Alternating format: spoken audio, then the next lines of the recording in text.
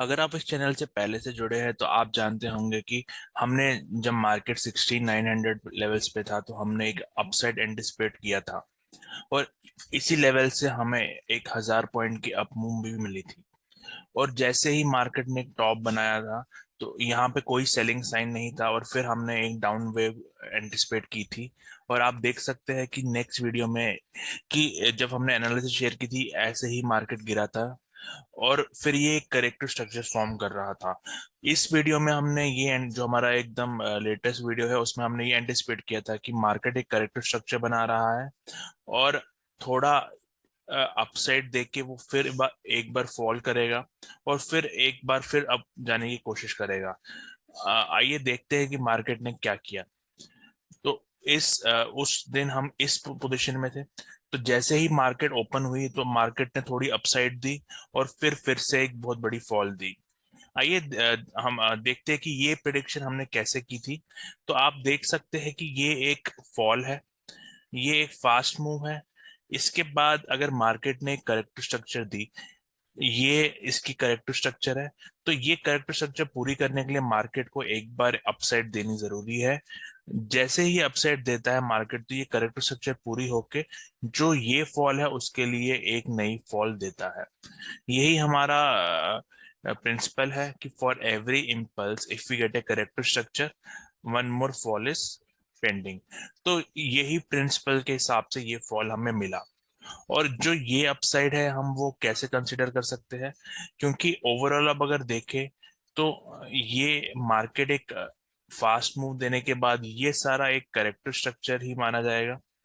और अभी भी एक अप मूव पेंडिंग है जो इस इम्पल्स के लिए है।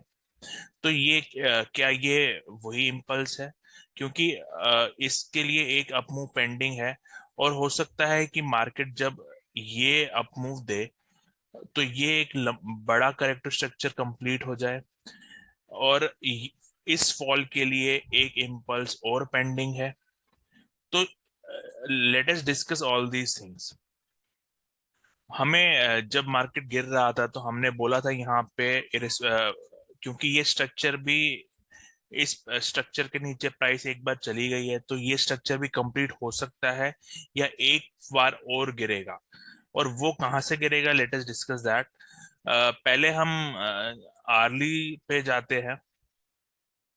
तो आर्ली टाइम फ्रेम में आप देख सकते हैं हमने फ्रॉम दिस पॉइंट एक प्रिडिक्शन की थी कि मार्केट अब गिरेगा और एग्जैक्टली यहाँ से आप देख सकते हैं 300-400 पॉइंट मार्केट गिर चुकी है। और ओवरऑल आप देख सकते हैं ये लेबलिंग की बात अगर हम करें तो ये जो पहला फॉल होता है वो फास्ट है। उसको हम अगर ए कंसिडर करें, अगर हम इसको ए कंसिडर करें तो आइदर बी वेव और सी वेव हमें मिलेगी। तो ये जो करेक्ट स्ट्रक्चर है ये पार्ट ऑफ बी वेव हो सकता है। और जैसे ही ये बी वेव कंप्लीट हो तो हमें एक बार सी वेव फिर से मिल सकती है। ये तभी होगा अगर समझ लो यहाँ से इसको हम छोटे टाइम फ्रेम में देखते हैं। जैसे हम इसको 5 मिनट में देखते हैं। तो जैसे ही मार्केट इस पॉइंट के ऊपर गई तो आप देख सकते हैं मार्केट ने एक स्विंग ब्रेक किया और एक अप ट्रेंड में आ गई 5 मिनट टाइम इंटरवल में। तो अभी मार्केट अप ट्रेंड में है 5 मिनट में। और जब तक हम ये पॉइंट के नीचे नहीं जाते तो मार्केट 5 मिनट के चार्ट में अप ट्रेंड ही रहेगी। तो आपको जो भी डिप्स मिलती है इस फॉर्म में करेक्टिव वेव, तो आपको अगर यहाँ पे फिर से बाइंग अपॉर्चुनिटी मिलती है तो वो आप लेके इस अप ट्रेंड को छोटे टाइम फ्रेम के अप ट्रेंड को आप प्ले कर सकते हैं। और जैसे ही आपको समझ लो अगर हम ये भी एंटिसिपेट कर रहे हैं कि बड़े ऑन लॉन्गर टाइम फ्रेम ये एक अब करेक्टिव अप मूव हो सकती है और फिर से एक फॉल एंटिसिपेट कर रहे हैं। तो जैसे ही मार्केट हमें इस एरिया में मिलेगा कहीं और यहाँ से आपको क्या करना है, यहाँ से आपको फिर से अगर समझ लो एक लोअर लोअर हाई लोअर लो की फॉर्मेशन होना चालू की तो आप इस डाउन प्ले को भी प्ले कर सकते हैं। तो ओवरऑल मार्केट ऊपर नीचे कर सकता है अभी भी। और वन वे मूव अभी हम एंटिसिपेट नहीं कर रहे। और इस टॉप के ऊपर भी मार्केट जा सकती है। अगर इस पॉइंट से समझ लो ये स्ट्रक्चर कहाँ पे चेंज होगा वो भी डिस्कस कर लेते हैं। अगर समझ लीजिए आपको ये पॉइंट इस पॉइंट के ऊपर मिले और यहाँ से भी आपको सिर्फ एक करेक्टिव फॉल मिले जो इम्पल्सिव ना हो, तो मार्केट यहाँ से फिर ऊपर ही जाएगी। क्योंकि अगर ये एक इम्पल्स है और उसके बाद भी आपको करेक्टिव स्ट्रक्चर मिल रही है तो मार्केट और ऊपर जाएगी। इसी वे में चलो बैंक निफ्टी भी देखते हैं।